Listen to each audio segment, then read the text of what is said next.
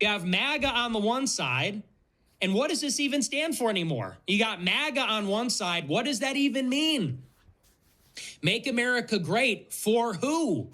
Make it great for Israel, Indian immigrants, Chinese students, illegal immigrant farm workers. Make America great again for them. Make Israel great.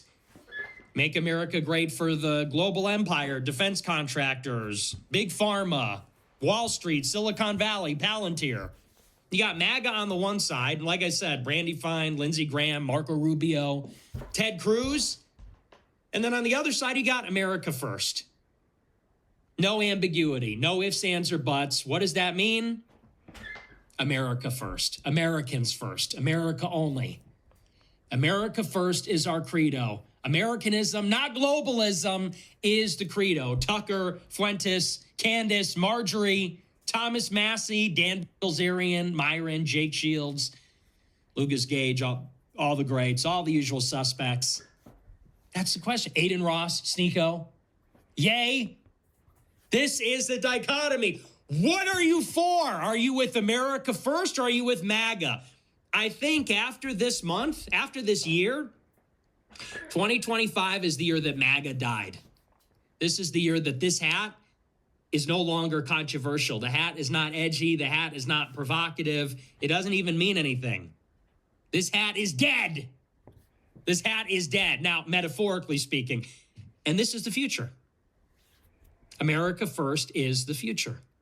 Explicit, unambiguous, direct, actually has denotative meaning. America first is the credo. This is... Okay, guys, a bunch of things. He's talking about the MAGA feud with America First, which he's on the America First side. He started naming people, right? Jake Shields. He started naming Myron Gaines, etc. Dan Bilzerian, Candace Owens. He also stated who he believes is on the MAGA side. He said Peter Thiel. He said Chinese immigrants. He said Indian immigrants. So my thing is, I like a few people and a few groups on both sides, right? I can see why, as we discussed earlier in the episode, I can see why some of the immigrants are necessary for the low-skilled jobs and high-skilled jobs. Also, America, I always believe, is diverse because when the Europeans came, they already had the Native Americans. The Europeans chose to bring African slaves, and then there were two sets of Europeans who come here. I don't know how much people think about this, but there were the northern ones from Britain, but there were also the southern ones from Portugal and Spain. So they've always been a mix of people coming to this land, as I just stated.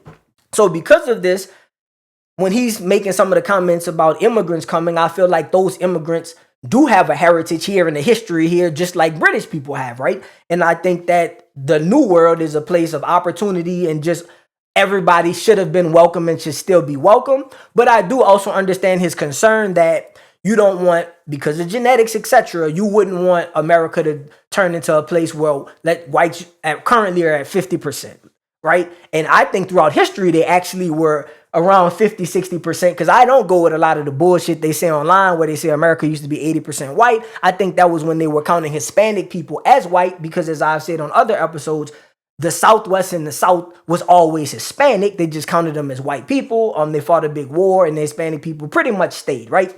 So from my understanding of the situation, America has mostly been 50.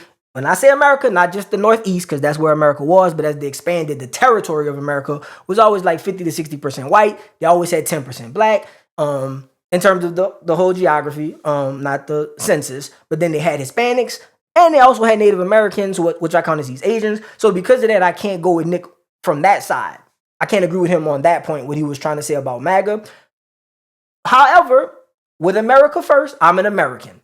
He says that we should be considering Americas before the interests of foreign governments. Usually he means Israel, but even outside of Israel, I agree with him, right? I do believe that the job of the president would be to focus on the problems that are domestic more so than the problems that are foreign.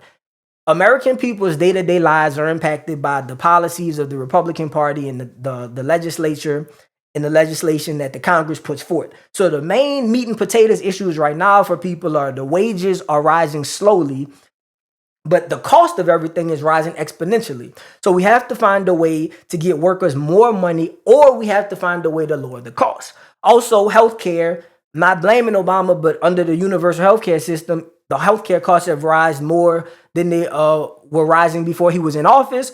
And they were rising before he got in office. We have to figure out a way, whether it's private industry or it's the government and public funds, or maybe it's some kind of hybrid, right? I'm all into agreements, right? So both sides have not really come up with, to me, a tangible solution. And because of that, I think instead of both sides fighting, I think they need to put their minds together and figure out how we're going to fix the situation. But because of that, I do understand where Nick is coming from. He's saying that there's too much focus being put on domestic issues and things that'll help, I say, rich people. Again, he thinks that it's Zionist. He thinks that focus is not good for America, and I agree. So I'm not going to say I'm America first or I'm MAGA, because I don't think I fit into either of those boxes. But I do think what's going on with the Republicans is not healthy for the Republicans. The rift will hurt them politically, but I think it's healthy for America. I think these ideas are important, and I think that first, the Republicans need to figure out what they want their platform to be and what they want their brand to be. But even Democrats and moderates should be listening to this, because we should also be paying attention to the foreign influence with Israel and other governments. But we also should be paying attention to the immigration. We need to know what's going on with this country, and we need to together decide like what we want. And that way we can make the country stronger as a whole. If you like this video, please smash the like button, comment, and subscribe.